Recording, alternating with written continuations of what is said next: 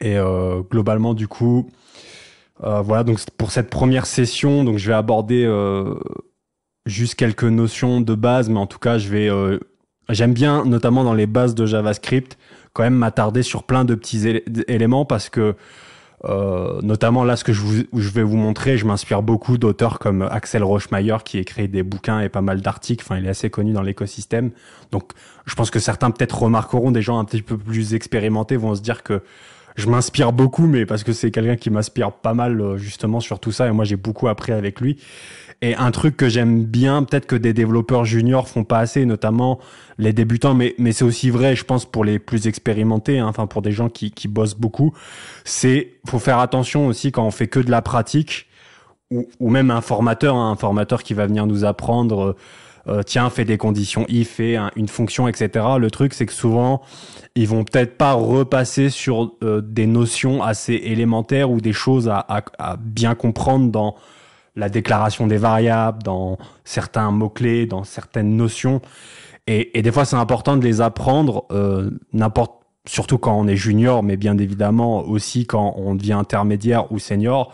Et peut-être encore plus si vous voulez devenir vraiment fort dans le langage, parce que si vous n'avez pas les bases, enfin des notions vraiment très basiques, en fait vous allez avoir des difficultés à comprendre des notions qui sont beaucoup plus avancées puisqu'elles se reposent sur ces mêmes notions qui sont basiques. Et vous allez là, c'est plus forcément des notions de ouais, tu pratiques beaucoup le code, donc en fait non, en fait ça sera pas instinctif, parce que si t'as pas la base, la théorie, on va dire à peu près, en fait tu vas galérer, tu feras beaucoup d'erreurs, ou voilà, ce sera pénalisant plus tard. Donc c'est pour ça que j'aime bien aussi des fois revenir sur des petites notions comme ça et les aborder à ma façon. Après, bon, ma pédagogie n'est peut-être pas c'est pas la meilleure, hein, loin de là.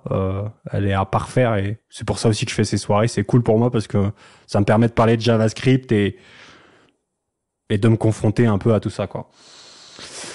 Donc un des premiers trucs, et ça Axel Rochemayer il en parle un petit peu, et ça peut être une notion intéressante dans d'autres Sunrise. Je vais probablement en parler quand je vais reparler d'Abstract Syntax Tree, donc les AST et d'autres choses, notamment qu'on fait dans NodeSecure. On travaille beaucoup avec ça.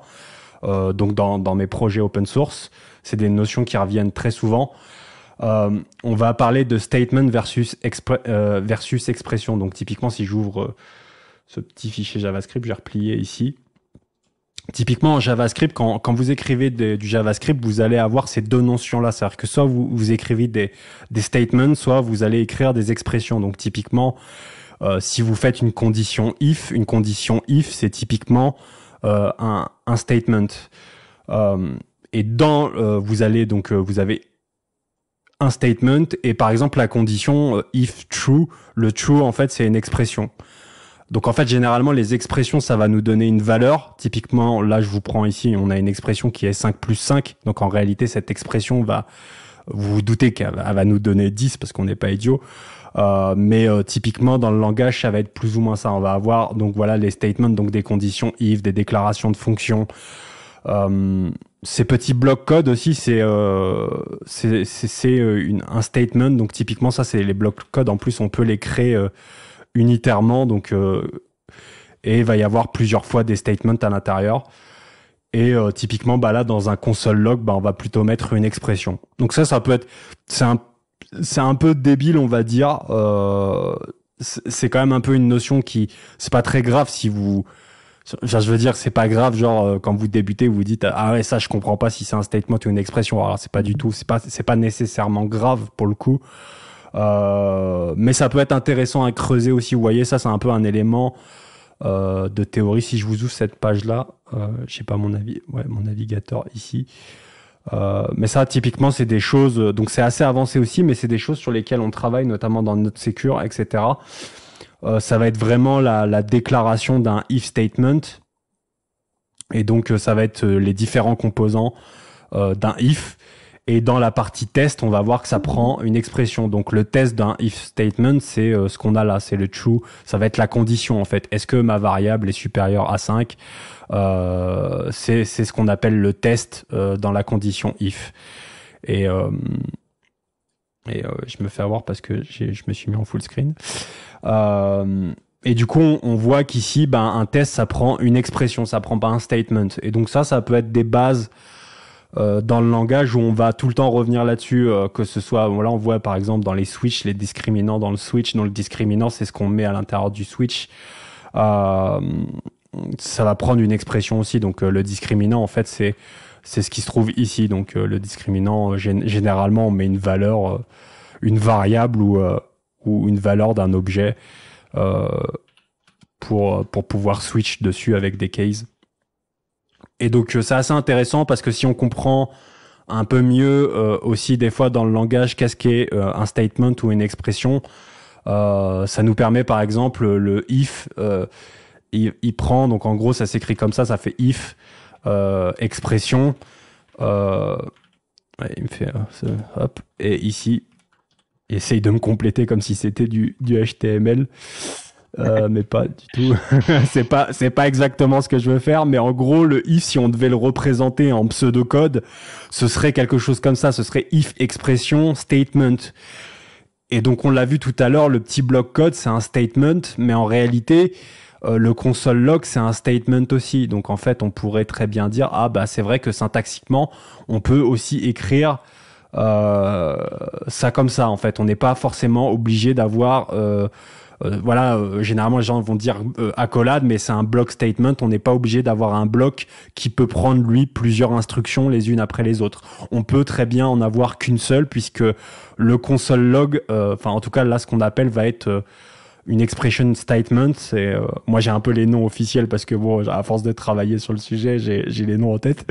Mais évidemment, si vous êtes junior, vous allez pas les avoir. Mais on peut écrire des codes comme ça, et donc c'est assez intéressant d'avoir un petit peu ces notions-là parce que, en tout cas, ou de les travailler, surtout si vous visez après intermédiaire senior, parce que ça vous permet de comprendre plusieurs syntaxes en JavaScript ou de vous dire ma boucle while, je peux l'écrire comme ça, etc., etc.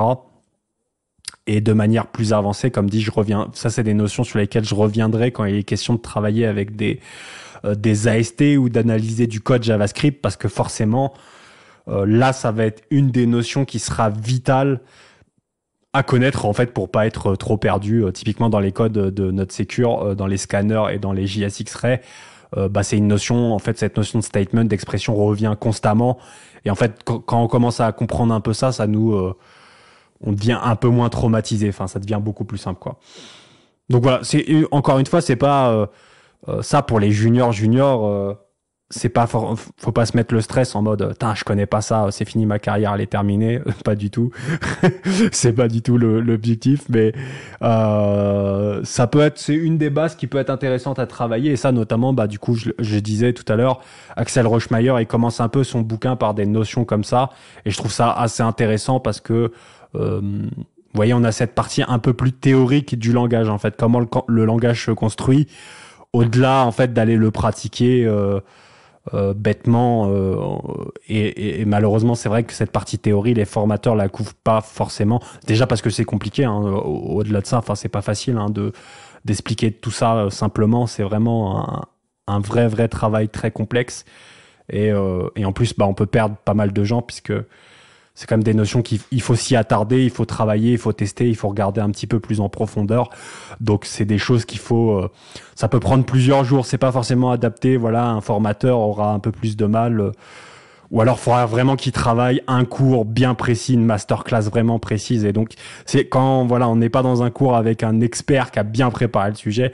C'est un peu normal de ne pas forcément rentrer dans ces sujets-là. C'est pas pour non plus lancer la pierre en disant tous les formateurs ils sont nuls, ils apprennent pas des choses comme ça. Non, c'est pas forcément le truc le plus pragmatique à apprendre à des juniors, des débutants dès le début.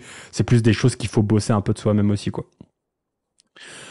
Voilà. J'ai une petite question. Ouais, vas-y. Je pose beaucoup de questions. Ouais, non, mais vas-y. Les fonctions, du coup, c'est une expression? Alors les fonctions, non, c'est un statement. Enfin, en gros, il y a plusieurs cas. Si tu veux, voilà. C'est intéressant parce que en fait, une fonction comme ça, une déclaration comme ça va être un statement. Ouais, et tu peux mettre une fonction fléchée, par exemple. Exactement. Si tu fais une fonction fléchée, néanmoins, la fonction fléchée, ça va être considéré, donc par exemple, on va dire, je sais pas, tu vois, j'écris vraiment des choses au hasard, hein. Mais du coup, tu vois, notamment quand tu inverses ce pattern-là, d'ailleurs, il y a souvent des guerres en mode est-ce que tu déclares une fonction normalement ou est-ce que tu déclares une variable et t'assignes une fonction, que ce soit en mode arrow ou pas. Mais en gros, ça va être une arrow expression. Donc là, on est vraiment, en fait, quand tu écris une arrow function, donc une fonction fléchée en français, tu écris vraiment une fonction, enfin une expression en fait en réalité. Tu n'écris pas un statement. Et Ouais, c'est d'accord. la même chose si tu commences à écrire, par exemple ici, fonction de x. Voilà, et tu l'écris en mode normal, on va dire. Hein, voilà, la même chose que ce que j'ai écrit, mais en mode classique. Bah là, c'est pareil en fait. En fait, là, c'est une fonction expression. C'est pareil, c'est une déclaration, mais expression. C'est vraiment, syntaxiquement, t'as l'impression en fait finalement d'avoir la même chose, mais au niveau du langage, de la construction, vraiment là, t'as un statement, là, t'as une expression en fait. Et c'est vraiment, parce qu'en fait, typiquement, si c'était pas une expression, on pourrait pas l'assigner à la variable id en fait, tout simplement. Enfin, ce serait en termes grammatical, je vais pas y arriver en français. Ce serait pas valide. Et d'ailleurs, en fait, après, il y a des petits cas, mais j'ai mis un point-virgule ici. Enfin, ça, on va pas forcément rentrer dans le délire des points-virgules aussi, etc. Mais ça explique aussi pourquoi des fois, là, par exemple, il n'y a pas de point-virgule ici. Mais si ici, j'utilise une expression pour clore le statement, il va me falloir un point-virgule ici. Typiquement. Enfin, ça, si vous utilisez des linters, c'est peut-être des choses où ils peuvent vous gueuler dessus de temps à autre. Et notamment, tu vois, on parlait de point-virgule. Il y a toujours ce débat, est-ce qu'on met des points-virgules ou est-ce qu'on n'en met pas? Ça, il y a des notions, enfin, il faut creuser un petit peu, mais vous avez notamment ce qu'on appelle ASI pour automatique, si je dis pas de bêtises, semi-colon insertion.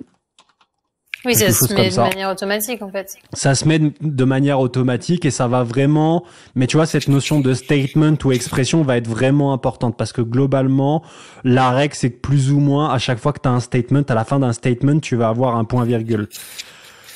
Et après, du coup, parce que quand tu fais une expression, t'as pas de, enfin, je veux dire, par exemple, ici, là, à la fin de mon expression, je vais pas mettre un point-virgule, tu vois.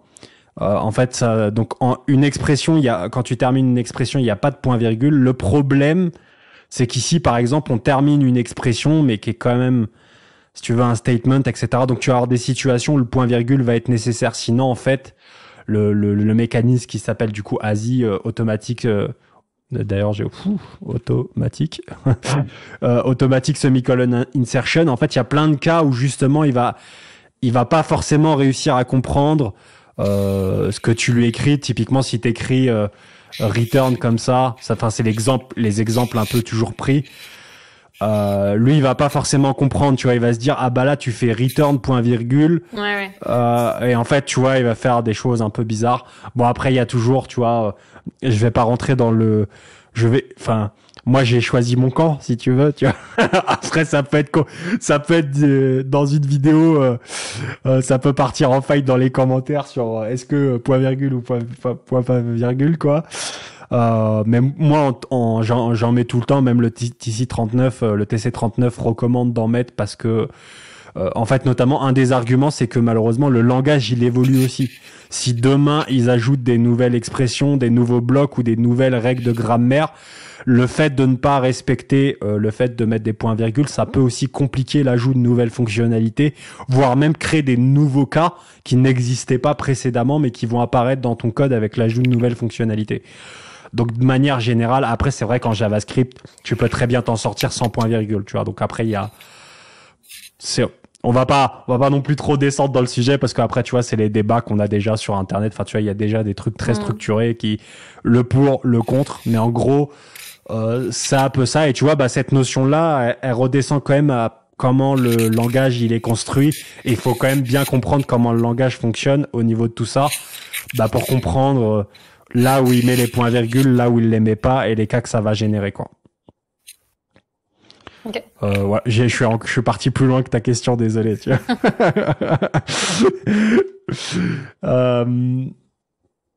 Voilà, à ce niveau-là. Donc une autre notion, justement, bah, c'est pour parler un petit peu de variables et d'assignation.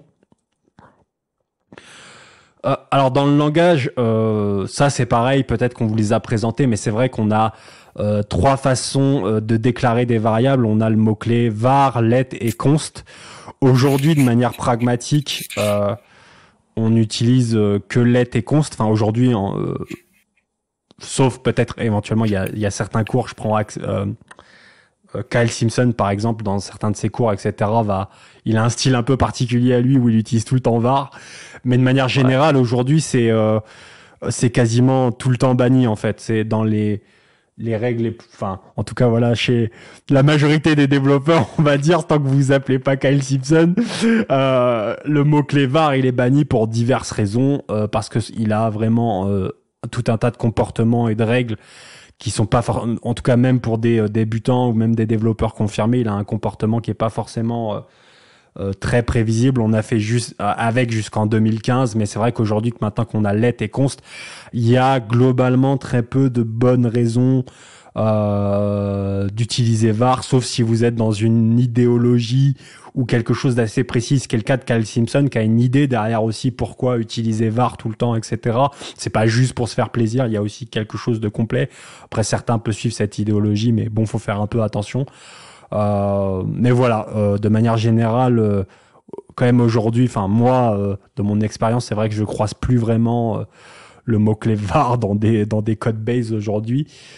Mais globalement, pour expliquer un petit peu ce que ça faisait var, parce que c'est toujours sympa, mais var, un des premiers problèmes, c'est la notion de hosting, c'est-à-dire que ce qui se passe, c'est que par exemple ici pour foobar, si j'active d'ailleurs Kyoka pour m'aider un petit peu.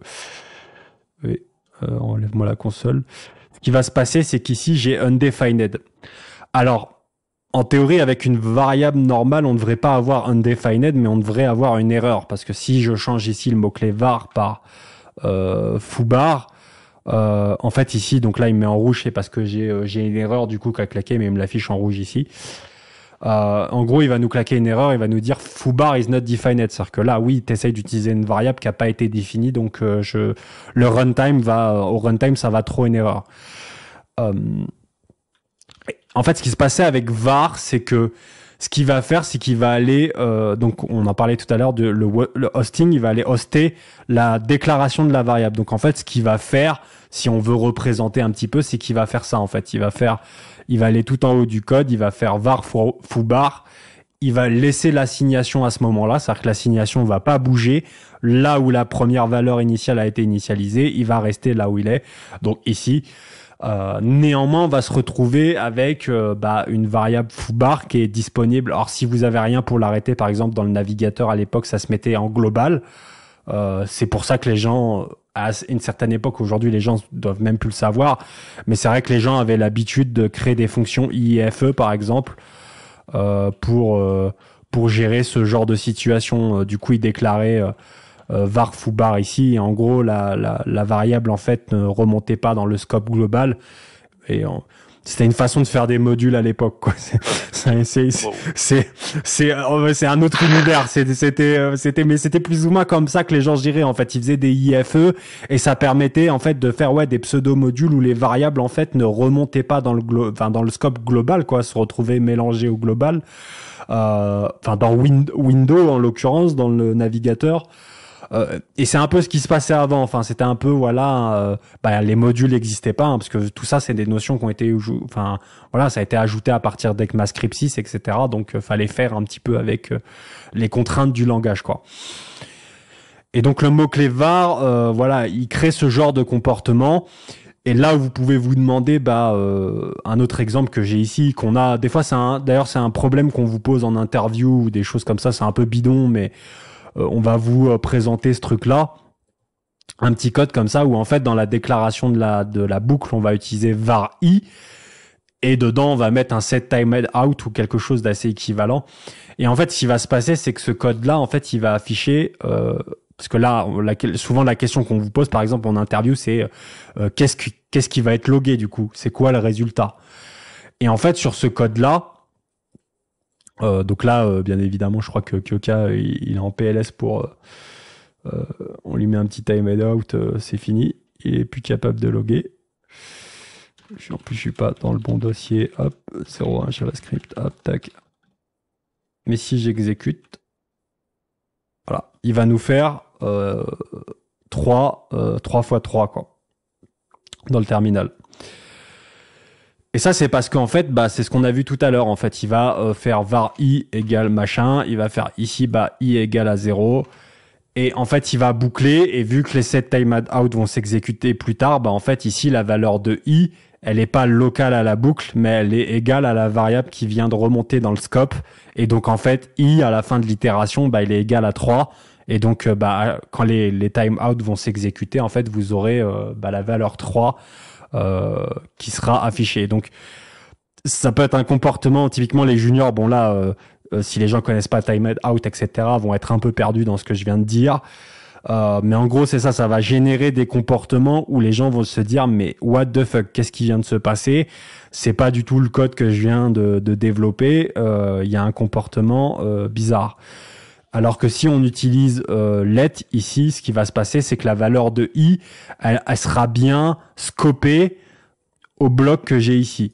Donc typiquement, si je réexécute, là, cette fois-ci, j'aurai bien 0, 1, 2. Comme aujourd'hui, peut-être les juniors se préoccupent plus de ça parce qu'ils utilisent toujours let et const. mais du coup, c'est le genre de problème qu'on peut avoir avec var. Et typiquement, quand vous faites de la programmation asynchrone, vous vous doutez que ça devient vachement dangereux parce que là, je fais juste un timed out, mais il peut y avoir effectivement des cas où vous avez des comportements et même vous direz mais qu'est-ce qui se passe quoi, je comprends pas parce que vous avez justement le scope de la variable qui est pas respecté, etc. Et donc voilà. Bon, ça c'est pour un peu la petite explication. Le mieux, en fait, c'est n'utilisez pas var. Vous aurez pas de surprise. Vous aurez pas à vous prendre la tête à éventuellement, en tout cas au début. Après, si vous êtes plus fort et que c'est quand même bien de savoir un petit peu, var, quels sont les cas d'usage, etc. Bien qu'il n'y en ait pas forcément beaucoup de valides à ce jour. Mais voilà, de revenir un petit peu aussi sur ce que le langage est capable de faire, parce que c'est toujours bien, c'est aussi cool c'est comme un peu les callbacks, les promesses, etc. C'est pas parce qu'on a des promesses qu'on fait plus de callbacks, bien au contraire d'ailleurs, parce que ça c'est pas forcément à voir avec l'asynchrone, mais il faut toujours un petit peu apprendre les anciennes façons de faire. C'est pareil, peut-être pour les meilleurs exemples, c'est on a des async await, ça empêche pas qu'il faut comprendre les promesses. Voilà, donc ça peut être aussi sympa quand même de continuer à apprendre le langage plus tard, mais en tout cas le principe de base c'est n'utilisez pas var au début. En tout cas, voilà, il y a peu de chances que dans la stack de votre entreprise aujourd'hui, vous aurez, ou alors c'est vraiment du legacy de legacy, mais ça quand même, on est en 2023, ça commence à faire même 8 ans, 9 ans, que les gens n'utilisent plus. Donc, c'est, avec les Babel, tout ça, c'est les choses qui disparaissent. Et donc, du coup, pour arriver à let et const, où là aussi on a des petites notions assez sympas. Donc par défaut, on va du coup utiliser le mot-clé let pour déclarer nos variables. Ce qui se passe, c'est qu'en gros, avec le let, ça va définir qu'en fait, ce qu'on pourrait appeler le binding, en fait, le lien qu'il y a entre l'assignation, la variable qu'on va déclarer et sa valeur, va pouvoir être défini. Et ça, c'est super important, notamment pour le const. Là, par exemple, je déclare une variable qui est égale à 5 par défaut. Et je vais pouvoir la réassigner, en tout cas réassigner une nouvelle valeur plusieurs fois, donc réassigner à 10, réassigner à 20. C'est assez basique.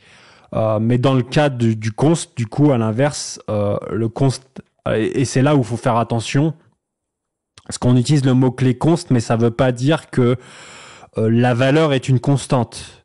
Ça veut dire que justement le lien entre notre variable et la valeur, il est scellé, il est pas unique, mais on va pas pouvoir le retoucher plus tard. Par exemple, si là j'ai assigné à 10, plus tard j'essaye de réassigner une autre valeur, par exemple un tableau ou n'importe quoi, ça peut être une autre primitive, par exemple 20, je vais avoir une erreur qui me dit impossible d'assigner à une variable constante. Mais là où c'est important, c'est que ça sous-entend pas que la valeur est une constante. C'est important, par exemple, si on définit ici que la valeur c'est un objet, on peut toujours modifier l'objet. L'objet n'est pas devenu une constante, il n'est pas devenu immutable par la même occasion. Donc ça, c'est important parce qu'au début, c'est une notion où peut-être il y a beaucoup de développeurs qui sont un peu perturbés à ça, peut-être même s'ils viennent de d'autres langages, des fois dans d'autres langages, typiquement, je sais pas, en Rust ou des trucs bas niveau ou des choses comme ça, des fois, le mot-clé const, ça définit que votre variable et votre valeur est une constante. C'est-à-dire que si vous assignez par exemple un objet dans certains langages et que c'est une constante, ça va définir que cet objet il est en read-only, vous pouvez pas le modifier. C'est pas le cas en JavaScript, on peut toujours modifier l'objet, et si là je le console log, on voit qu'effectivement il m'a bien ajouté une clé à l'intérieur. Après, on a d'autres choses dans JavaScript qui sont pas forcément pour ce cours-là, mais on a des notions comme object seal, object freeze, par exemple, qui vont nous permettre en fait de produire un objet read-only. Par exemple, là, on le voit, il me marque, mon ami TypeScript va me dire qu'il est read-only d'objet vide. Et là, si j'essaye d'ajouter ma clé, il va me faire une erreur en mode, je peux pas ajouter la propriété parce que mon objet, il est pas extensible. Voilà. Donc, mais ce qui est important à retenir ici, c'est que quand on utilise const, voilà, ça rend pas la valeur immutable. Faites attention. Ouais, j'ai une petite question sur cette immutabilité. Justement, en fait, si c'est autre chose qu'un objet, normalement, ça se rapproche de l'immutabilité, non? Alors, j'ai un peu de mal à comprendre ça. On va en parler un petit peu après. C'est que, par exemple, si tu assignes une valeur, par exemple 10 c'est une primitive. Et en fait, une primitive, elle est immutable par définition. Ah, d'accord. Donc, en fait, c'est pas que, en fait, finalement, c'est pas ta variable qui est une constante, c'est juste que ta valeur que tu assignes, qui est une primitive, elle est immutable. Donc, effectivement. Mais par contre, tu vois, c'est pas parce que tu définis const, en fait, tu as vraiment deux choses différentes. Tu vas vraiment avoir ta variable, ta déclaration et son lien avec sa valeur. Et c'est vrai que quand on déclare un const ici, on définit qu'en fait, on va pas pouvoir réassigner une nouvelle valeur à, par exemple ici, logbind. On pourra pas réassigner une nouvelle valeur. Par contre, ta valeur, elle est complètement indépendante. Elle peut faire sa vie. Mais effectivement, ouais, si c'est une primitive, ta primitive, elle est immutable par défaut. Donc, si tu l'assignes à un const, c'est vrai que ça ressemble comme si t'as une vraie constante, finalement. D'accord. Mais tu vois, il faut quand même, en termes de théorie, il faut quand même séparer les deux, tu vois, parce que c'est pas la même. Et effectivement, tu pourrais te faire avoir en mode, demain, tu fais un objet et tu te dis, cet objet, finalement, il est immutable, tu vois. Alors que c'est pas du tout le cas. Mais on va voir, on reparlera un petit peu, du coup, c'est juste après, on parlera des primitives un petit peu, etc., justement. Parce que c'est assez intéressant. Ok. Donc, quelques notions, je crois que j'avais marqué des notions, le TDZ et le shadowing. Alors, j'ai commencé par le shadowing. Ça, c'est peut-être un truc que vous savez aussi, mais qui est pas forcément instinctif. Hein. Généralement, quand on commence en JavaScript, on le voit pas, ou en tout cas, ça peut même des fois générer des erreurs. Mais par exemple, si vous avez un bloc ici, vous allez déclarer une variable a à 5 à l'intérieur. Vous refaites un bloc.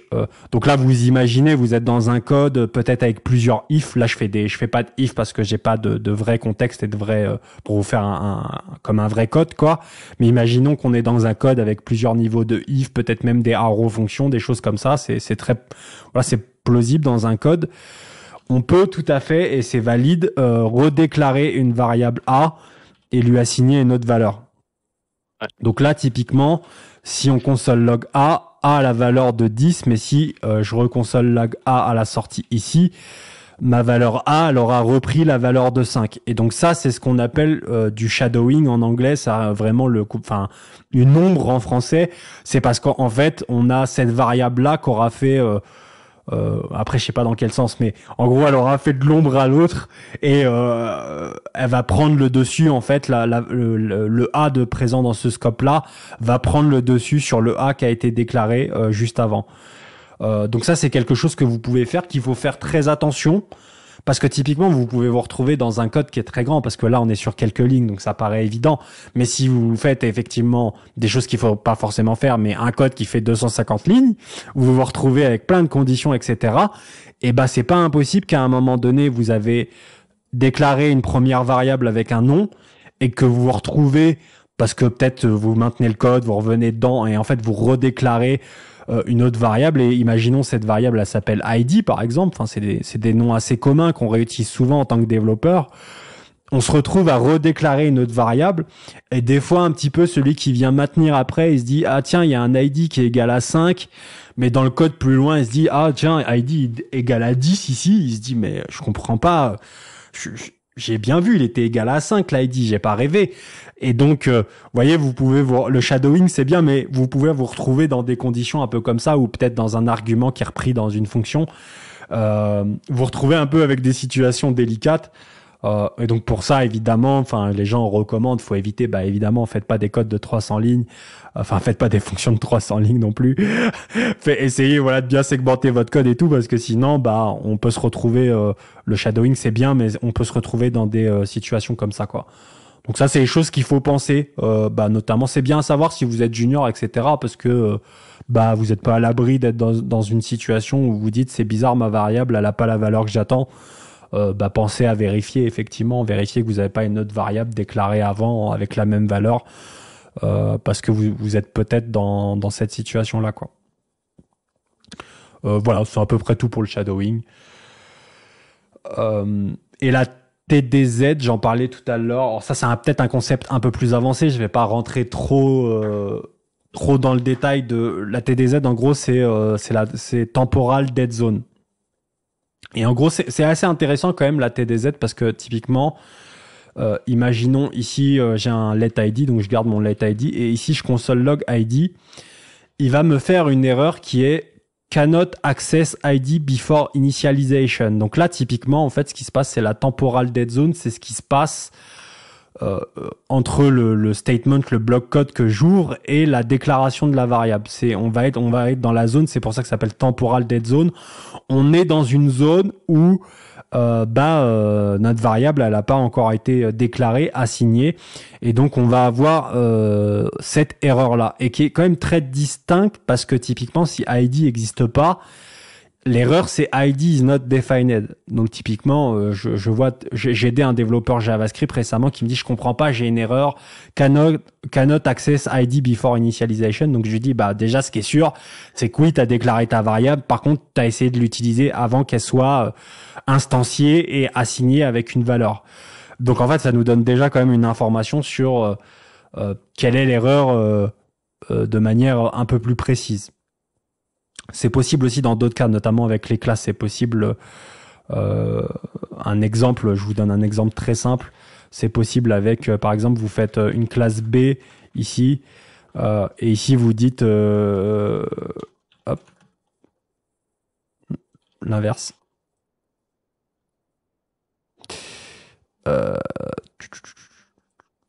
Alors là, c'est Kyoke qui ne doit pas me faire d'erreur, mais en gros, vous avez le même principe avec les classes.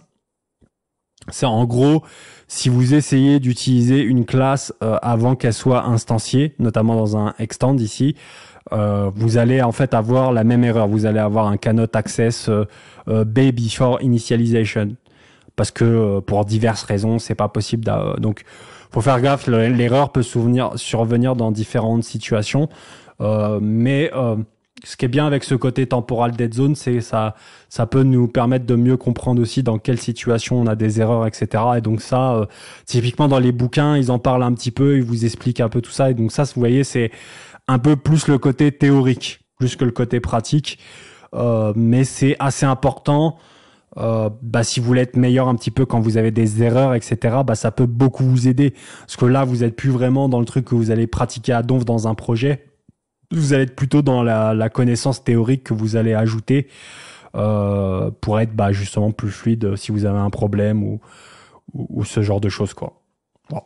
Je voulais pas trop descendre dedans, je voulais juste en parler vite fait parce que je pense que ça illustre pas mal aussi ce côté-là. Essayer d'approfondir le côté théorique, quoi.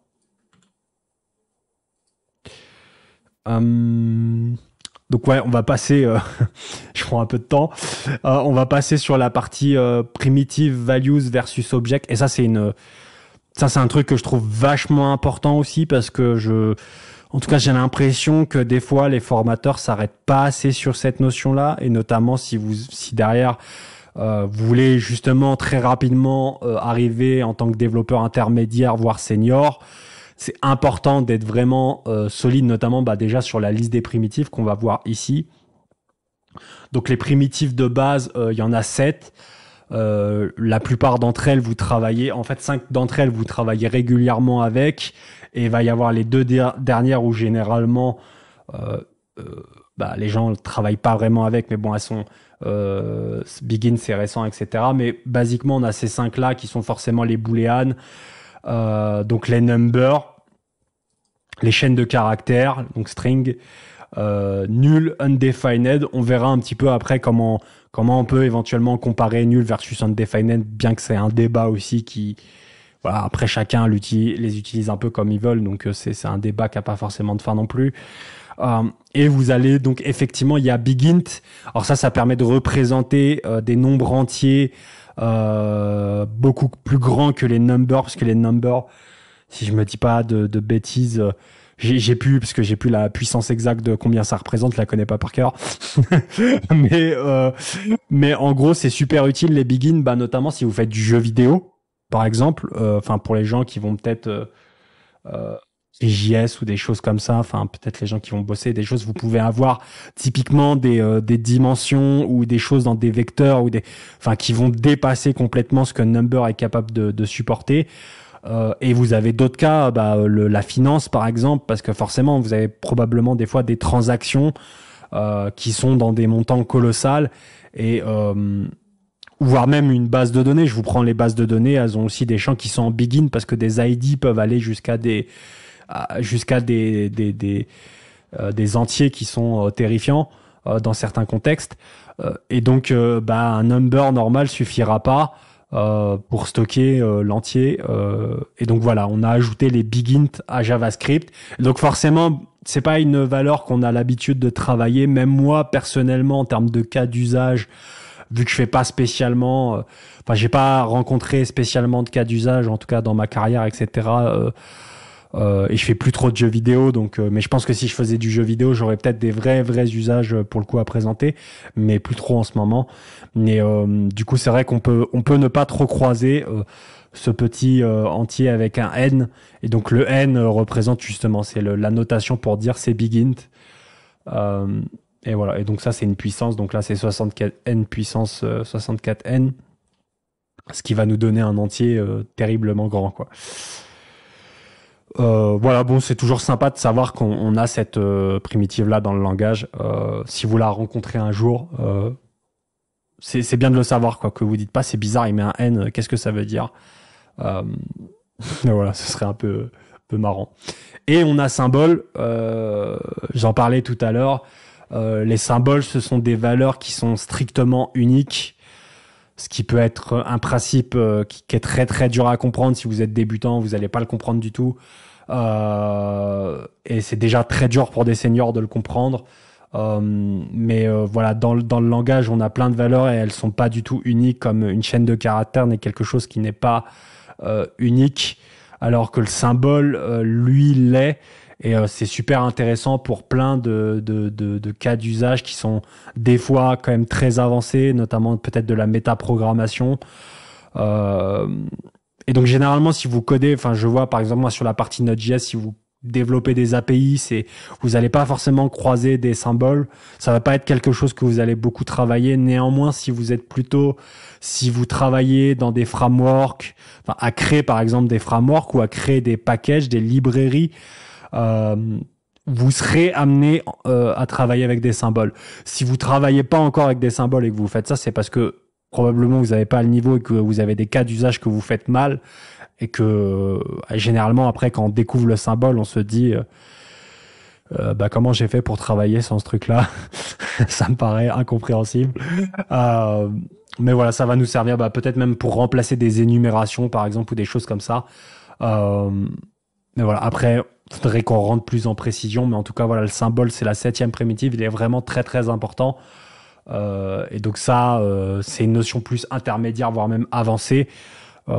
Mais si vous voulez avoir une vraie bonne maîtrise du langage, je vous recommande vraiment de vous pencher sur les symboles. parce que ça pourrait vous amener vraiment une maîtrise dans plein de situations beaucoup plus importantes, quoi. Donc ça, c'est les 7 primitives. Et donc, les connaître par cœur, c'est super important. Vraiment, quand je dis par cœur, il faut les connaître par cœur. Il faut que quand on vous demande 7 primitives JavaScript, vous soyez capable de les sortir. Parce que on va avoir une classification. Dans JavaScript, vous avez 7 primitives. Ce que ça veut dire, c'est que tout le reste dans JavaScript, c'est des objets. Et c'est pour ça que c'est important de les connaître par cœur, ces 7 primitives, parce qu'une fois que vous les connaissez par cœur, en fait, vous avez pas besoin de connaître tout le reste, puisque tout le reste, c'est des objets. Et donc ça, c'est important parce que ça va définir... En fait, dans JavaScript, vous allez avoir des comportements qui vont être relatifs aux primitives. On le disait, je le disais à Claire tout à l'heure, les primitives sont par défaut immutables. Et donc, vous voyez, vous avez déjà un premier comportement, en fait, vis-à-vis de ces primitives.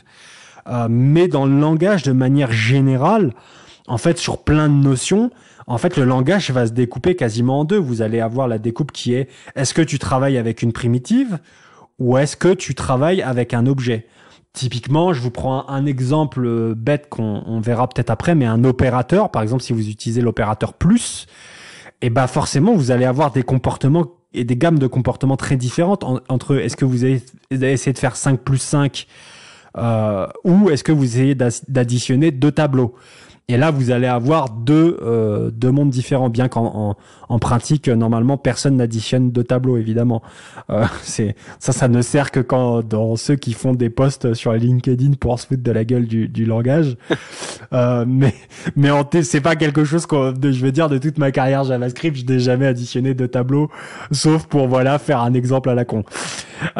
Mais en tout cas, ça va définir un comportement, c'est un bon exemple, parce que dans le langage, on a vraiment ces 2 branches qui vont se distinguer, et donc c'est ce que je disais aussi tout à l'heure. Je disais si on comprend pas bien justement qu'est-ce qu'une primitive, qu'est-ce qu'un objet, en fait ça va nous pénaliser sur la suite, en fait, quand on va essayer d'apprendre des notions qui sont beaucoup plus avancées, notamment des notions théoriques. Si on n'est déjà pas solide sur ça, le reste va être compliqué. Évidemment, il y a plein de choses qu'on comprendra pas. Donc voilà, ça c'est important. Les 7 primitives, on les connaît par cœur. Et ce que ça veut dire, donc comme je disais, n'importe ce qu'on fait d'autre, que ce soit un tableau, un objet, comme ça aussi on en parlera, parce que on raccourcit souvent ça en disant objet, mais en réalité ça c'est plutôt un object prototype, object ou un truc comme ça, tu vois, je sais plus jamais où on met les O majuscules, pas les O majuscules. Ça c'est un array prototype object. Alors j'allais dire c'est quelque j'allais dire je fais probablement une erreur en mode j'inverse le truc, mais bref, en gros vous avez compris, en fait tout est un objet dans JavaScript, et c'est juste qu'en fait en fonction de l'objet que vous utilisez, il a un prototype, un array forcément, son prototype c'est un prototype d'array, donc l'array va avoir un tas de méthodes qui sont attachées à son prototype, filter, map, ce genre de choses.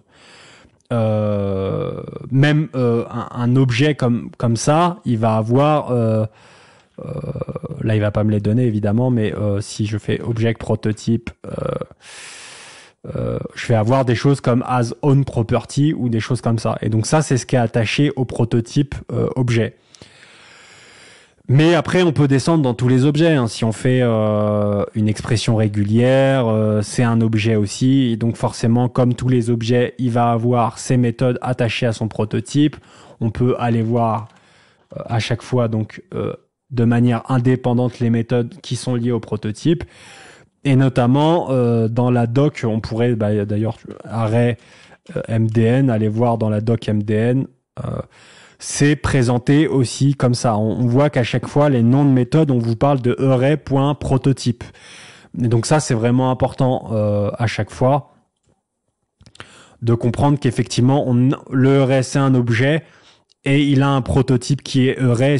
Et en gros, attaché à son prototype, il y a un ensemble de méthodes. Et c'est important parce que vous allez avoir des notions dans le langage. Par exemple, je vais essayer de faire un exemple pour vous rapidement. On va appeler do work.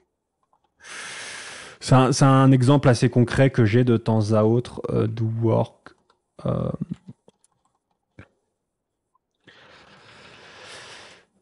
Pour représenter ce genre de choses-là quand on évolue un petit peu dans le langage. Et ici, on va faire if obj has own property. Hop.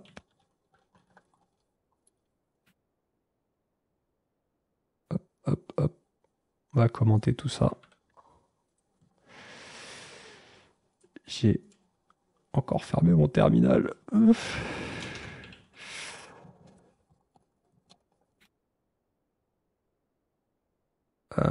Hop, et on va exécuter. Et donc là, il m'affiche bien yeah.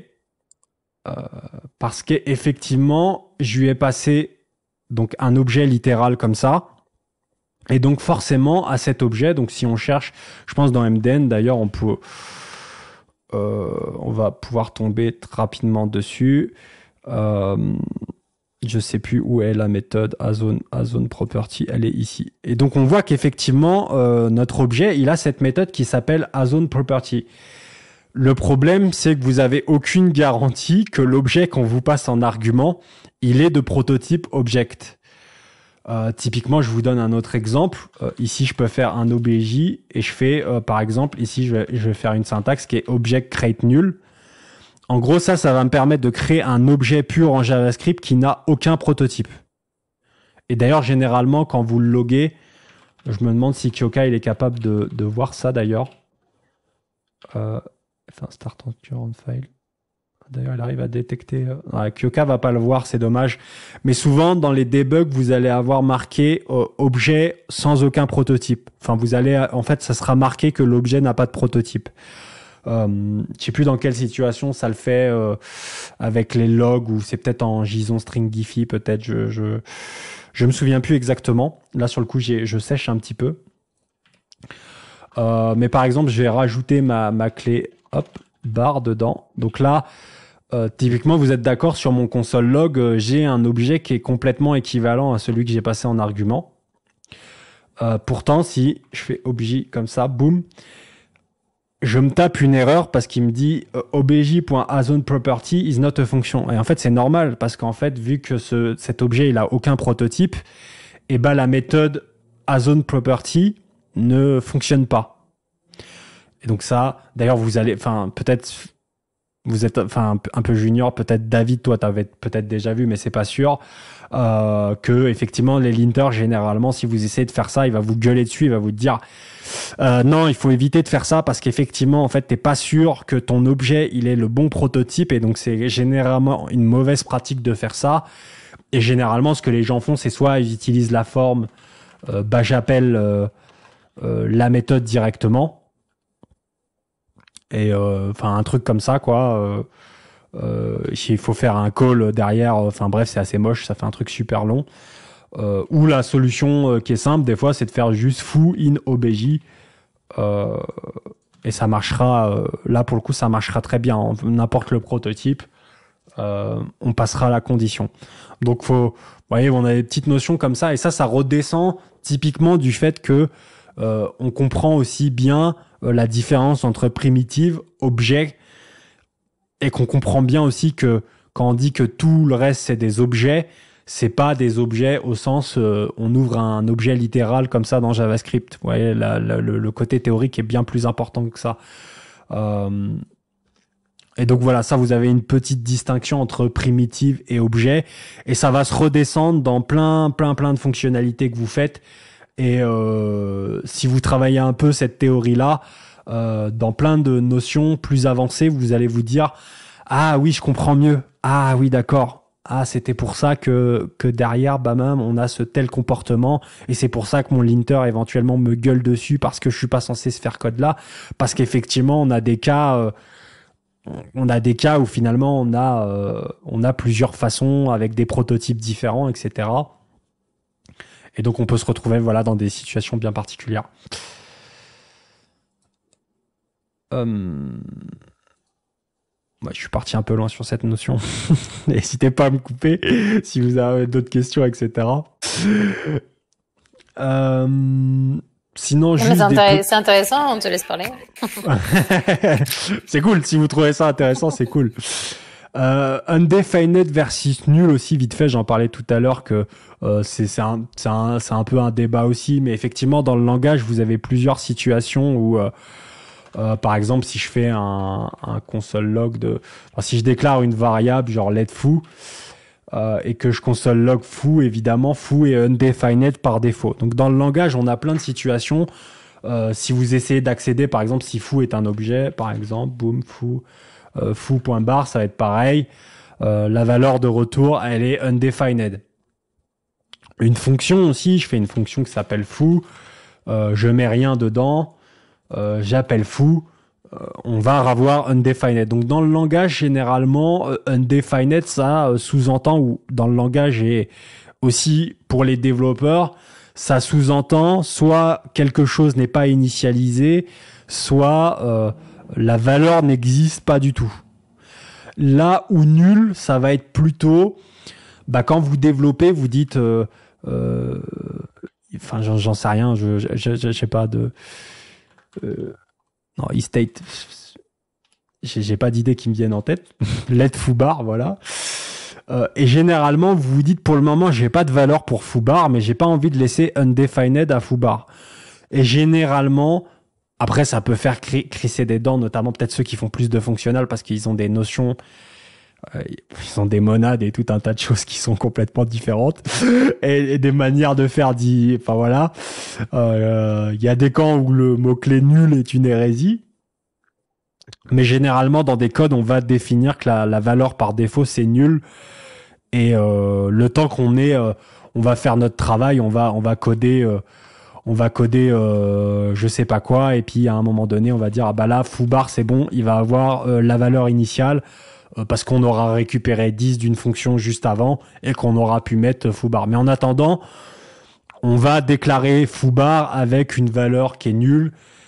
Et comme ça, même dans nos conditions, on pourra être clair et peut-être qu'à un moment donné, on aura une condition ici, puis on dira si foobar est strictement égal à nul.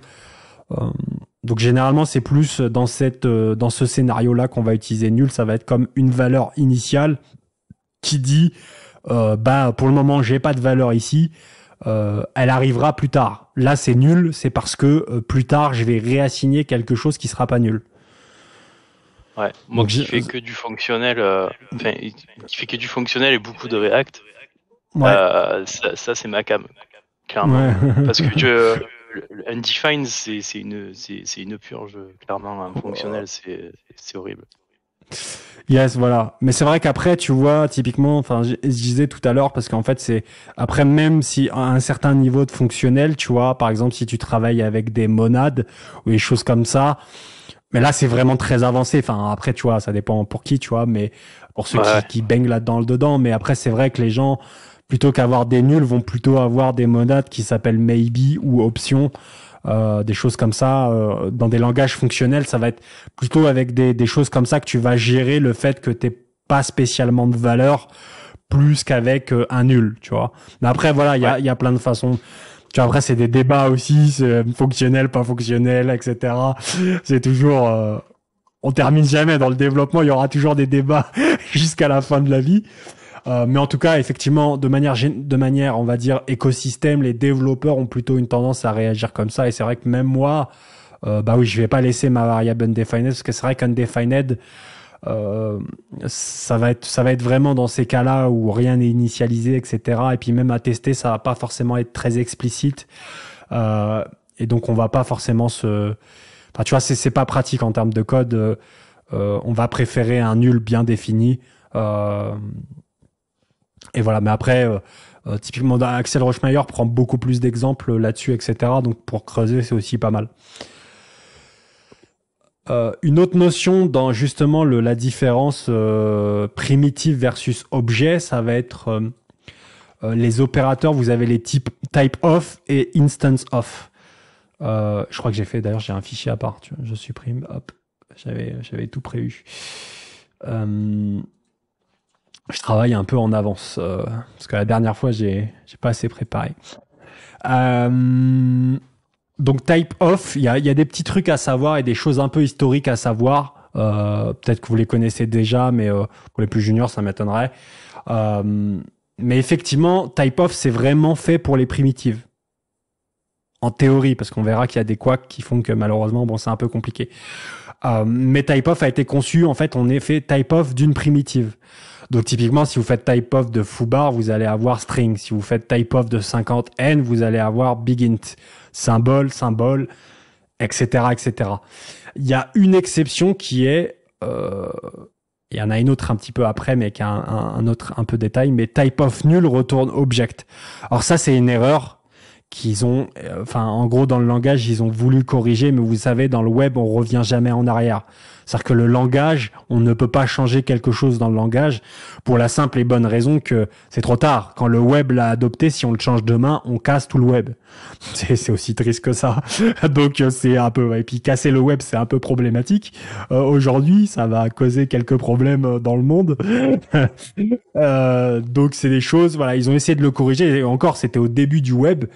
Ils ont voulu corriger et faire en sorte que type of nul, ça retourne nul, mais c'était déjà trop tard. Et donc, s'ils le faisaient à cette époque-là, c'était violé, justement, cette règle de ne jamais revenir en arrière, etc. C'est une chose qui est très importante dans JavaScript. Votre code que vous écrivez aujourd'hui, il continuera de fonctionner dans 30 ans. C'est vraiment quelque chose qui est... ça. C'est un avantage, mais c'est aussi des désavantages, parce que forcément... les codes un peu loose avec des mauvaises pratiques, on se les coltine jusqu'à la fin de l'univers, quoi. Probablement. Donc voilà, mais c'est pour ça que nul renvoie object, mais en théorie nul devrait renvoyer nul, hein. Et vous avez un deuxième petit cas, c'est que si vous faites un type-of d'une fonction, ça vous renvoie fonction. Mais en réalité, ça devrait pas exister, ça devrait être object, parce qu'une fonction, c'est rien de plus non plus qu'un objet. En tout cas, je vous le disais tout à l'heure, si c'est pas une primitive, c'est un objet. Et donc, il n'y a pas d'exception pour une fonction. Quand vous déclarez une fonction, en réalité, c'est un objet. D'ailleurs, vous pouvez ajouter des propriétés sur une fonction si vous... C'est des trucs qu'on fait jamais. Donc, des fois, ça nous surprend un petit peu. On fait, ah bon? mais voilà. Des fois, il y a des bonnes raisons, pour des raisons XY, on ajoute des propriétés sur des fonctions. Mais c'est parce que voilà, une fonction, en fait, en réalité, c'est rien de plus qu'un objet qui va avoir un comportement spécifique, qu'on peut appeler déjà pour commencer, évidemment. Mais voilà, en tout cas, ça devrait aussi retourner objet. Et évidemment, pour tout le reste, ça devrait tout le temps renvoyer object.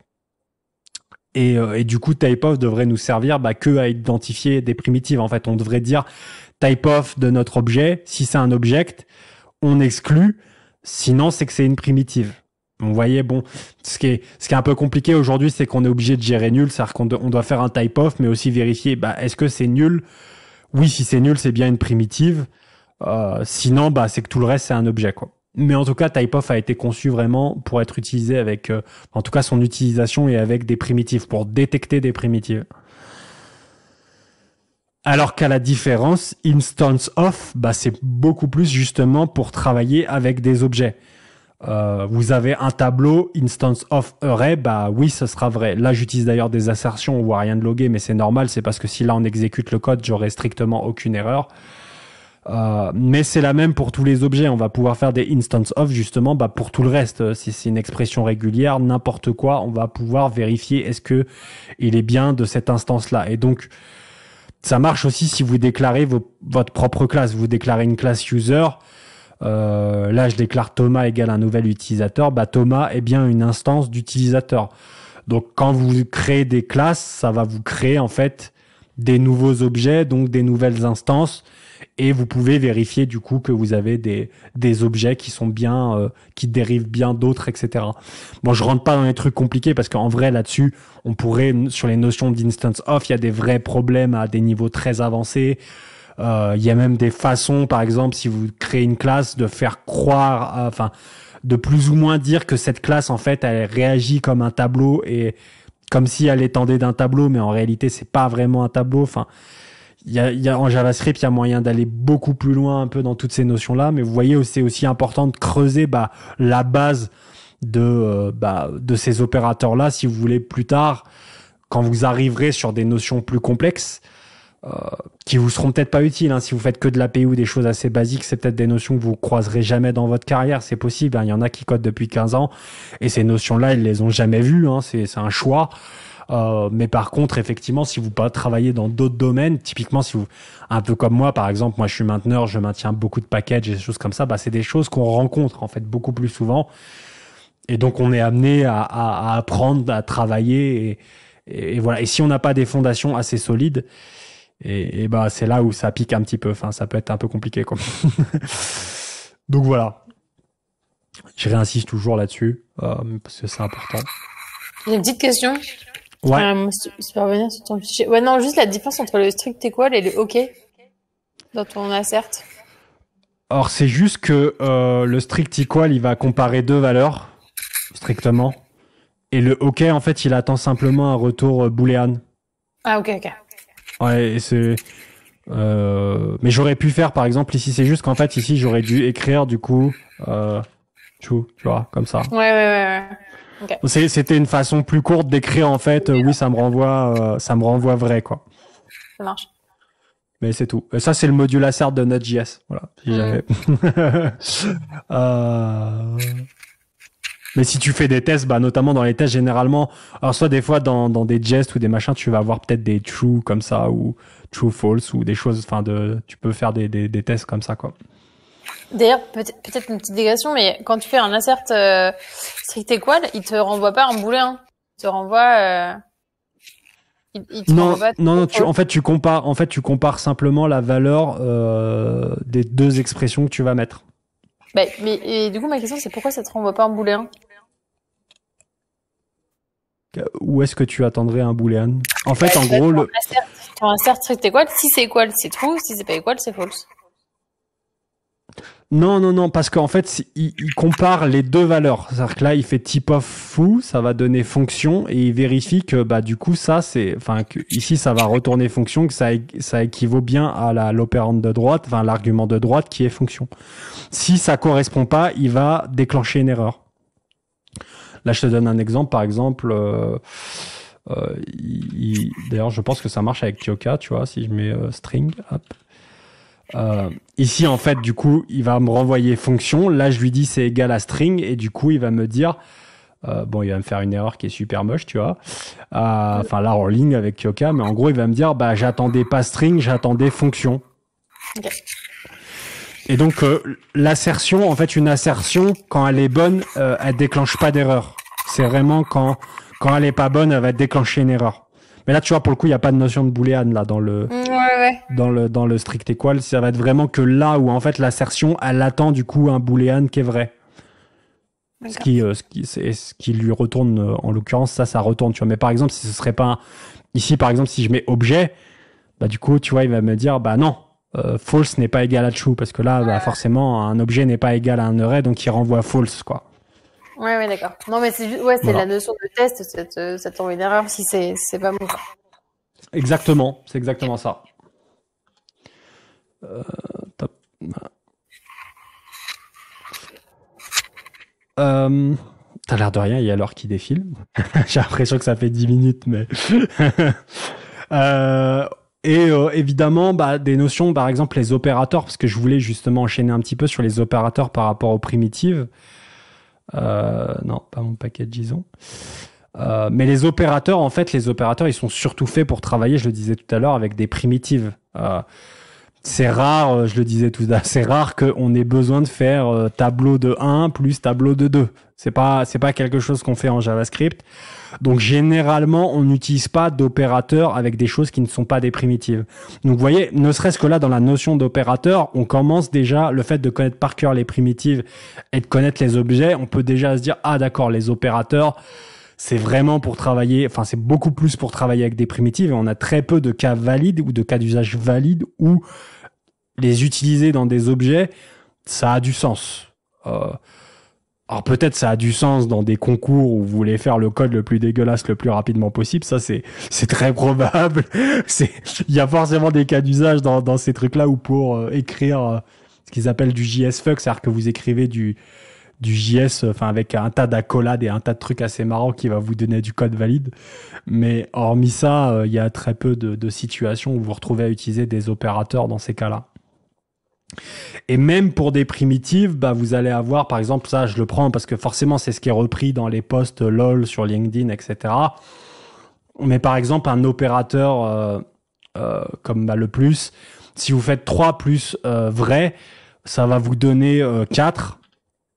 Tout simplement parce qu'en fait l'opérateur il va avoir plusieurs modes. Il va là par défaut il va se dire je vais convertir, je vais faire une coercion de through, donc c'est égal à 1. Et donc forcément en fait il va faire 3 plus 1, donc c'est égal à 4.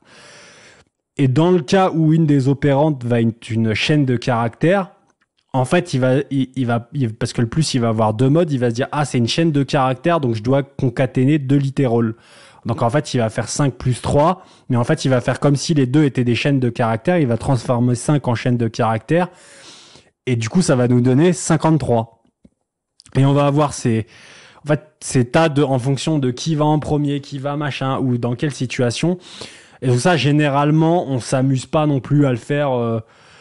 Il faut juste faire attention, notamment dans certains systèmes, parce qu'on pourrait avoir...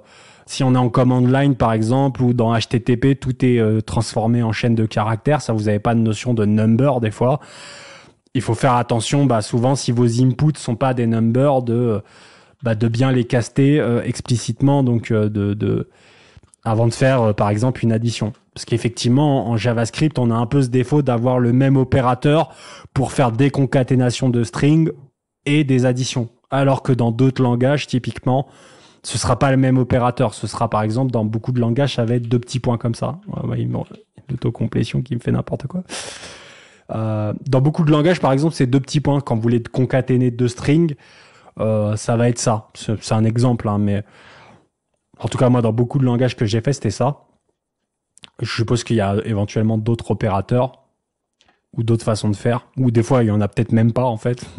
Il y a des langages où il faut utiliser des méthodes avec des slots. Mais en JavaScript, on a le même opérateur pour les deux, donc faut faire attention. Vraiment, on a quelques petites situations où il faut s'assurer quand même que vos arguments ce soient bien des numbers.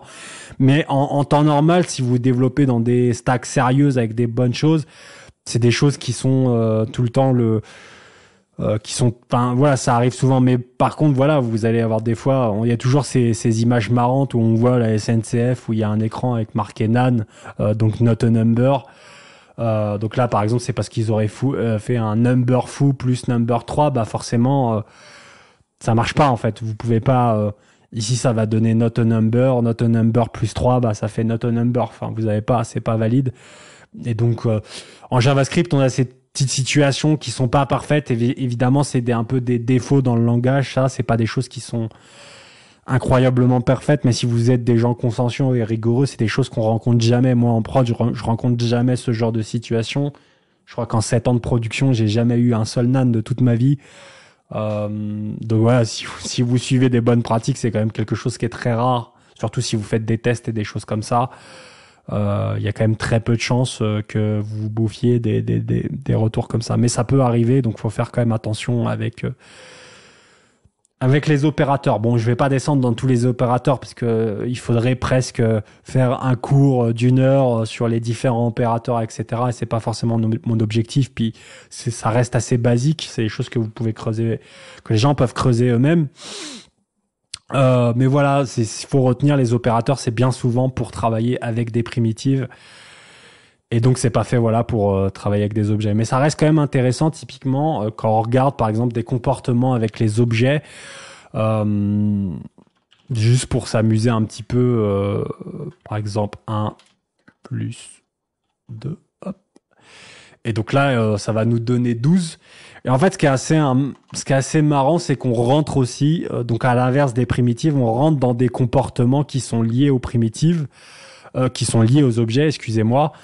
C'est là, par exemple, en fait, ce qu'il va faire, c'est qu'il va faire des toString. En fait, il va essayer de convertir, puisque je l'ai dit tout à l'heure, l'opérateur, en fait, il aime pas ce qui n'est pas une primitive. Donc, en fait, il va essayer de convertir en primitive des objets. Et par exemple, comment convertir en string un objet, il va appeler toString dessus. Donc, et d'ailleurs, si je rajoute une valeur, on voit qu'ici, il y a marqué 1,22. Mais en fait, c'est parce que si je vous montre juste avant, 1,2 toString, hop. En fait, il va me stringifier les éléments en les séparant par une virgule par défaut. Et donc, forcément, ici, quand il va additionner les deux, il va faire 1,2 et rajouter le 2 derrière en concaténant et ça va nous faire 1,22. Enfin, vous voyez, il n'y a rien de sorcier, en fait, quand on comprend comment ça fonctionne. Mais c'est pour ça qu'en théorie, c'est des situations que vous rencontrez pas forcément. Enfin, c'est pas des choses qu'on a dans des codes concrets. Mais c'est aussi intéressant de diguer un peu ce côté-là de comment ça se comporte, etc.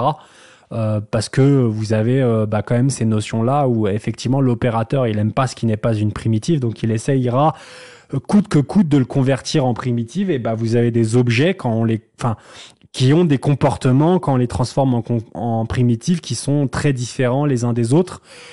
Et ça nous permet aussi de comprendre un petit peu comment le langage, dans des notions avancées, dans des cas un petit peu bizarres, etc. Mais ça nous permet de comprendre comment le langage il fonctionne, quoi. Donc c'est des choses qui restent quand même assez passionnantes à propos de JavaScript, quoi. Après voilà, c'est soit ça vous amuse, soit vous écrivez un post sur LinkedIn en rageant sur le langage. Regardez, c'est JavaScript. mais voilà, quoi. Mais c'est ce que j'aime beaucoup. Enfin, c'est vraiment cool, un peu tous ces côtés-là, un peu ces comportements un peu bizarres, etc. C'est marrant. Et voilà, je m'étais noté en cas de booléan vite fait parce qu'effectivement, on a cette notion dans les booléans. Alors, j'ai pas fait de fichier, je crois, mais on s'en fout. Hop, cat booléan.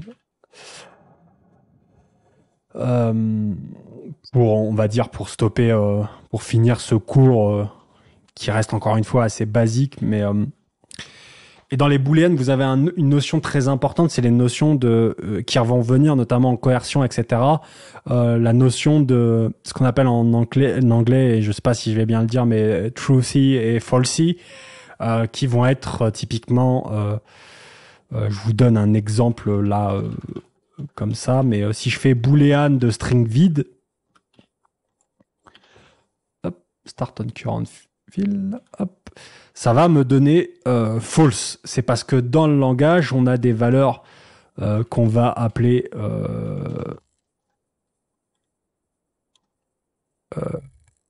j'ai un vieux doute sur l'écriture en anglais. Non, t'as pas de H, ouais. C'est T-R-U-T-H-I-H. Ouais, voilà, nickel. J'étais en PLS, j'étais en mode attends, parce que falsy, ça c'est simple. Et effectivement, en valeur, en fait, vaut mieux, et j'allais dire fonctionner à l'inverse, plutôt faut connaître par cœur les falsy généralement. Et enfin tout ce qui est vrai, c'est tout le reste en fait en réalité. Donc ça va être plus simple. T'en as 5 des falsy. Ouais. Alors là, tu vois, j'essaye de les faire de tête, et j'allais dire peut-être undefined et nul si je me souviens bien. Probablement. Quelque chose comme. Peut-être not an objet. Je pense que nan te donne false aussi, ouais. Là, tu vois, je suis encore bon, parce que là, j'ai fait de tête, je me suis dit, je pense que nan nous renvoie false aussi. Et donc ça c'est assez intéressant parce que notamment combiné avec d'autres valeurs, ça c'est les choses c'est pareil, c'est comme les primitives, faut que vous les connaissiez par cœur parce que ça, si vous êtes junior ou pas junior, moi j'étais déjà bien plus qu'intermédiaire et je peux vous dire que je me suis fait avoir plus d'une fois et je me ferai probablement je me ferai avoir une fois dans le futur, c'est une certitude. Peut-être qu'une seule fois, parce que je commence à avoir, je me suis fait avoir, dans le passé, je me suis fait avoir des dizaines de fois, honnêtement. Mais des situations où vous vous retrouvez avec une valeur, où vous y attendez pas, elle a une string vide, où par exemple vous définissez, elle est égale à 0, donc vous avez let myvar égale 0. Et vous retrouvez à un moment donné à devoir déclarer une nouvelle variable et vous faites myvar ou 10 parce que vous dites myvar si elle a pas de valeur en fait je veux définir que la valeur c'est 10 sauf qu'en fait en faisant ça vous êtes complètement fait avoir parce que si on fait console log de foobar hop on se dit mince il y a la valeur 10 Et ça, je vous jure, hein, honnêtement, c'est normal, mais quand on est junior, on se fait avoir. Moi, je m'étais fait avoir. J'avais exactement le même comportement dans d'autres langages, notamment en Perl, où il y a exactement le même truc. C'est quasiment le même principe. Et à chaque fois, j'étais en mode, pourquoi j'ai ma valeur par défaut et pas la valeur que j'ai donnée. Et en fait, c'est parce que, à un moment donné, on avait un paramètre qui était égal à 100. Voilà, je sais plus taper 100, voilà. Et donc on était bon, sauf qu'à un autre moment, on se dit, tiens, ici, je règle à 0 et on se retrouve avec la valeur par défaut qu'on avait définie. Et donc, faut faire ultra attention parce que notamment avec cet opérateur qui est où, en fait, il va regarder l'opérande de gauche. D'ailleurs, c'est incroyable. J'allais dire VS Code, il est fort. J'allais dire, waouh, ça a évolué le développement depuis. Il arrive même à nous dire. Ah non, c'est peut-être parce que j'ai la JSDoc juste. En fait, il considère que c'est une JSDoc. J'allais dire VS Code, il est devenu vachement fort. Il me dit même les valeurs falsies ici. Excusez-moi. Mais du coup, effectivement, l'opérande de gauche, il va dire si elle est falsie, j'exécute. Je sais même pas si opérande c'est valide d'ailleurs dans ce contexte-là, mais en tout cas, je vais exécuter l'expression à droite de l'opérateur. Et donc effectivement, on se retrouve vite à se faire avoir parce qu'en fait, peut-être pas avec false, undefined, nul et none, c'est plus rare, mais en tout cas avec string vide ou 0, c'est des choses qui arrivent très fréquemment. Vous attendiez une chaîne de caractères, la personne vous envoie une chaîne de caractères vide. Dans votre code, vous faites pas attention et vous vous retrouvez en fait avec votre valeur par défaut et ça peut avoir des conséquences dramatiques, enchaîner, arriver à un bug parce que votre code est dans une situation que vous aviez pas prévue à l'origine. Donc faire très attention à ça. Et en JavaScript moderne, on a maintenant l'opérateur double point d'interrogation et donc là vous voyez on a bien 0 comme valeur parce qu'en fait cet opérateur là en fait il regarde justement l'expression à gauche et il n'exécute celle à droite que si elle est undefined ou nulle. Donc par exemple ici ça marcherait si je mettais nul, j'aurais bien ma valeur par défaut. Pareil si c'était undefined, j'ai bien ma valeur. Mais par contre, effectivement, si je fais string vide, j'ai bien la bonne valeur. Donc aujourd'hui, on fait quand même moins l'erreur parce qu'on a effectivement ce nouvel opérateur. Mais je pense que dans les formations et dans les cours et dans plein de choses, parce que ça reste un opérateur qui reste très récent, souvent dans les codes, vous verrez ça. Et donc faites attention, notamment dans vos code base d'actualité. Moi, il y a même pas encore 2 ans, je me suis bataillé avec une lead qui me dit non mais c'est la même chose ou j'ai dit non, c'est pas la même chose parce que demain il y a un junior qui arrive, il va croire que c'est la porte ouverte à utiliser n'importe quel opérateur dans n'importe quelle situation et que ça n'a pas de conséquences. Si ça a des conséquences, la conséquence c'est que c'est pas forcément le code là où vous avez écrit, la conséquence, c'est que peut-être 6 mois plus tard, ce junior va prendre cette mauvaise habitude, il va écrire un code et ça va tomber en erreur, il va tomber dans une situation qu'il ne comprend pas. Donc non, faut faire attention et ça, c'est encore d'actualité dans les codebases d'aujourd'hui, j'en suis persuadé. Donc effectivement, on a ce nouvel opérateur et il est vachement cool justement pour vérifier est-ce que la variable, l'expression de gauche, elle est nulle ou undefined. J'exécute à droite. Et ouais, moi je l'ai dit, moi je me suis fait avoir plein de fois, où quand je faisais le ou, je me suis fait avoir et généralement ce qu'on était obligé de faire c'était plutôt qu'un ou, c'était de dire généralement on faisait une ternary en fait, on faisait une ternary pour dire typiquement on faisait alors tip of myvar. On peut même au lieu de faire un strict égal, on pourrait faire nul comme ça et myvar non 10 ou myvar. Hop. Et là du coup ça marcherait nul et si je mets undefined ça marche aussi parce que là on va pas rentrer dedans mais le double égal normal. Pour lui, il considère que nul et undefined, c'est si on compare les deux, c'est vrai. Ça fait partie des petites choses des trucs marrants en JavaScript. Voilà.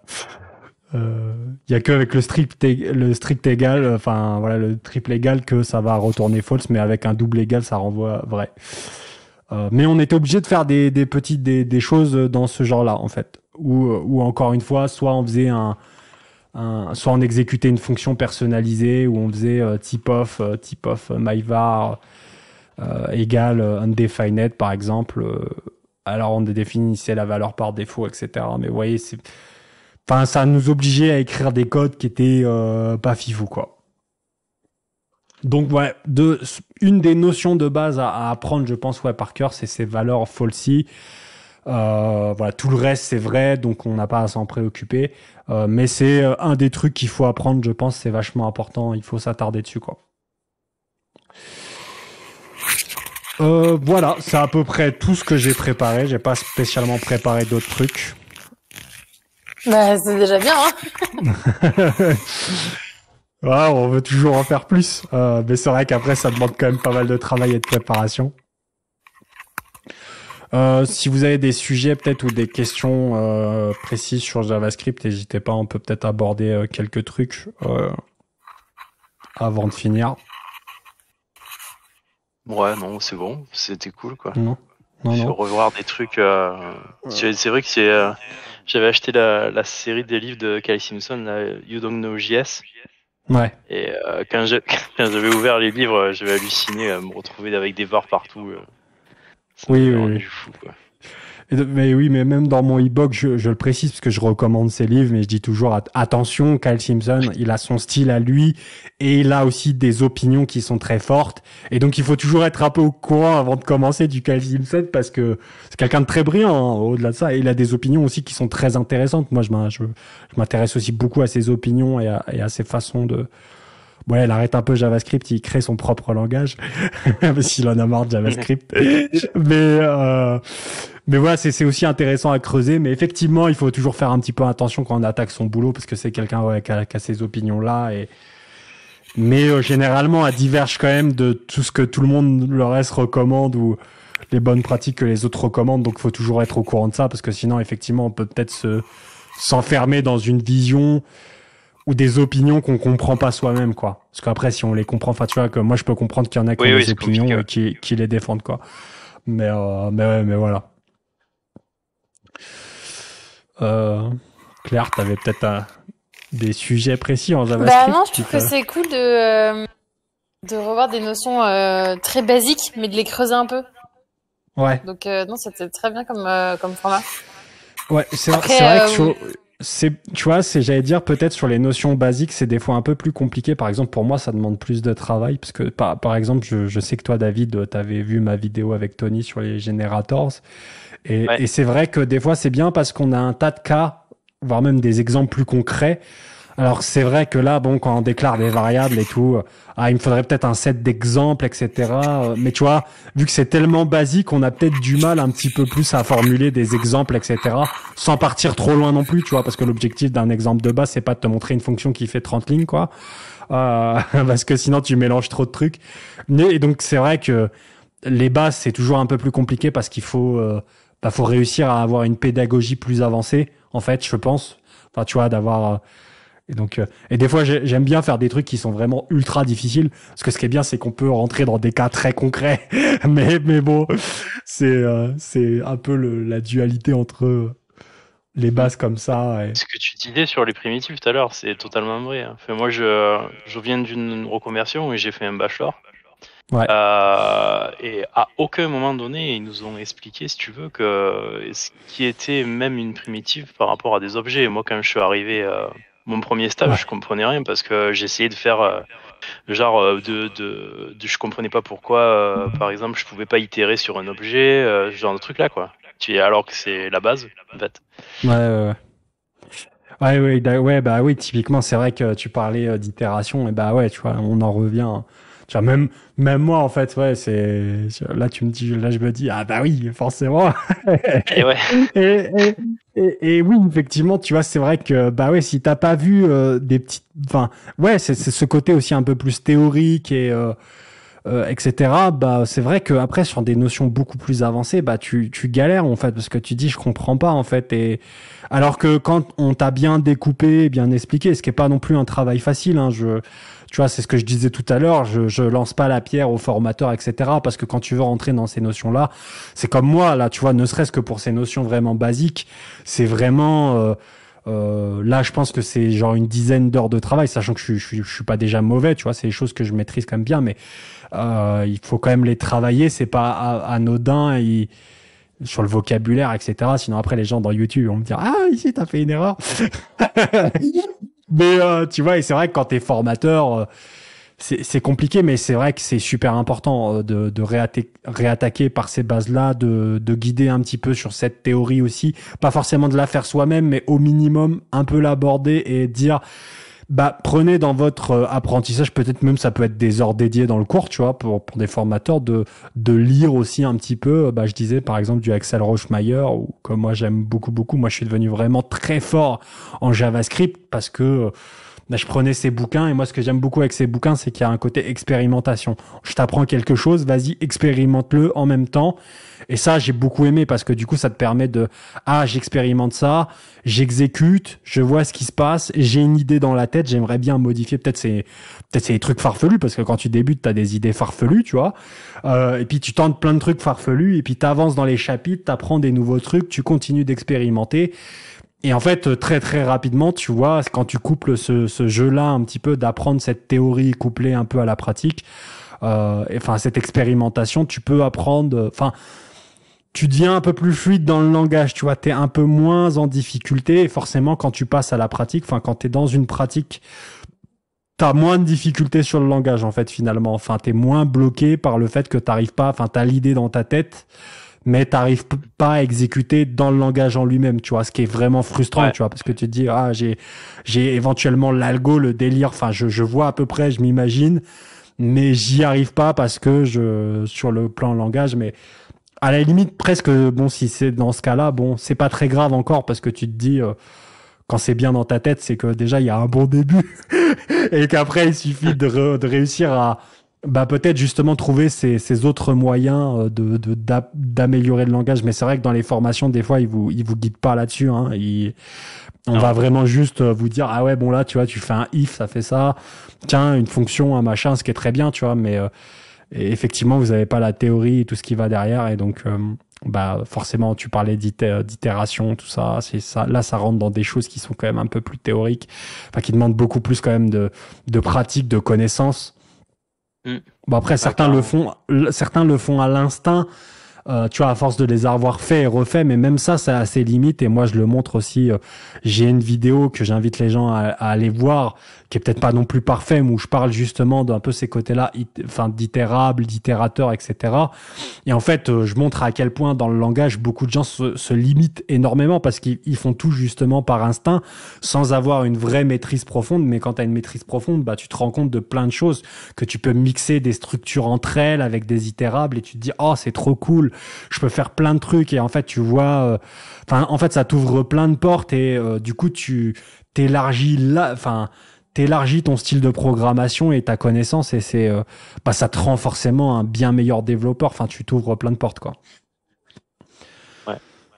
Tiens, voilà, je suis toujours. Ok, bah après, si vous n'avez pas de sujet spécifique. Non, je pense que t'as des grands thèmes qu'on pourra aborder dans les prochaines semaines. Tu prévois quoi un petit peu les prochaines fois?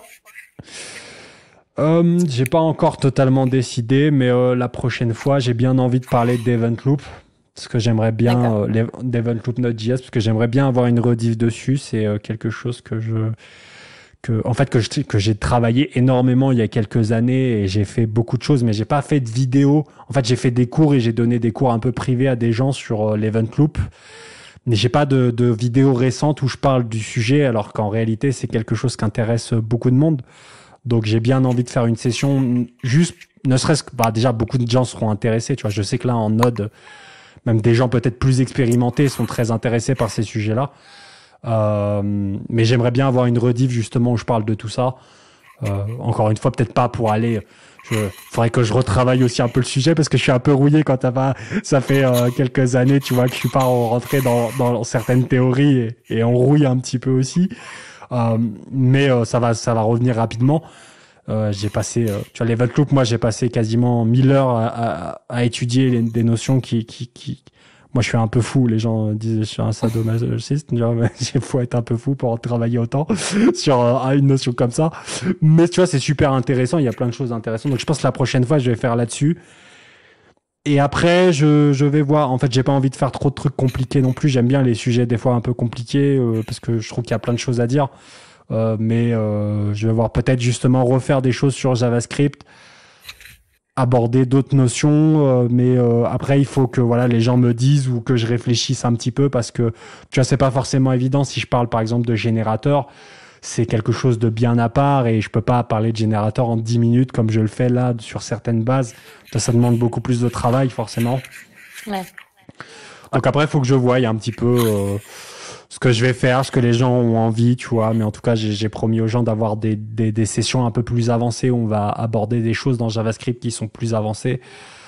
Mais j'ai pas encore d'idée précise. C'est un peu après, tu vois, l'objectif de, comme je disais tout à l'heure, c'est aussi des fois d'avoir des sunrise. Les gens viennent, ils ont leur idée, on dit bah tiens, on aimerait bien discuter de promesses ici ou tiens, toi je sais que bah voilà, par exemple des générateurs, on parlait de générateurs ou de symboles.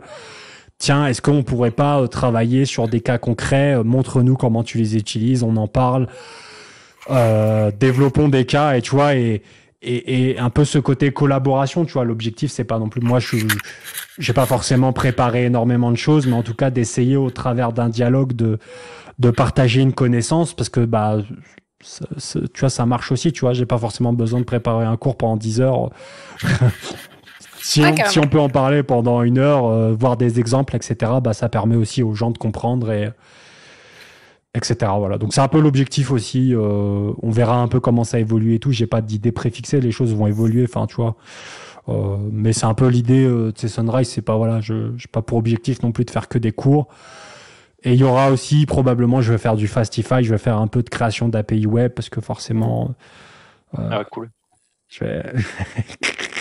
on me reprend. Voilà, je veux montrer un petit peu comment on développe des API en 2023 sans utiliser sans utiliser Express. Et donc on a notamment en fait ce que je vais faire là-dessus. J'en parle un petit peu parce que moi je sais déjà ce que je veux faire. Je l'avais dit dans mon post d'annonce, mais en fait en gros je vais travailler sur une API Fastify pour le projet NodeSecure, qui est la base de données NodeSecure, qui va être un gros projet et techniquement très sérieux, etc.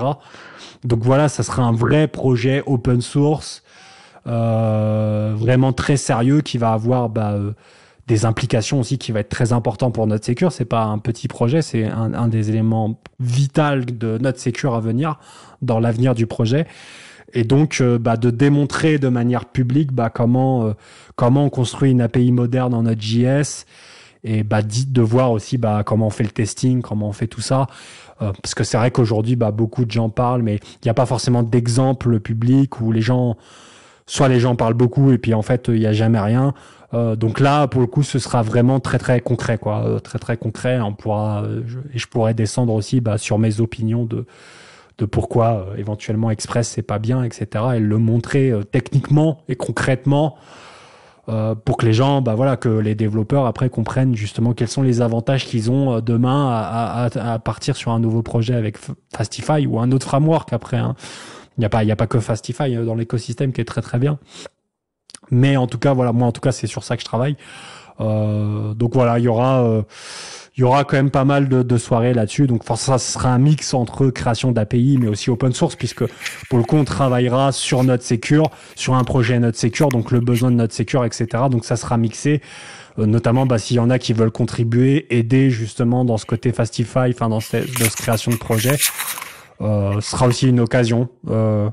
C'est un peu le but aussi de ces soirées. C'est du coup forcément nous on attire aussi des contributeurs pour tous les projets open source, etc. qu'on fait. Si les gens veulent contribuer, ils sont la bienvenue aussi, quoi, derrière. Enfin, voilà. Ok, trop cool. Merci.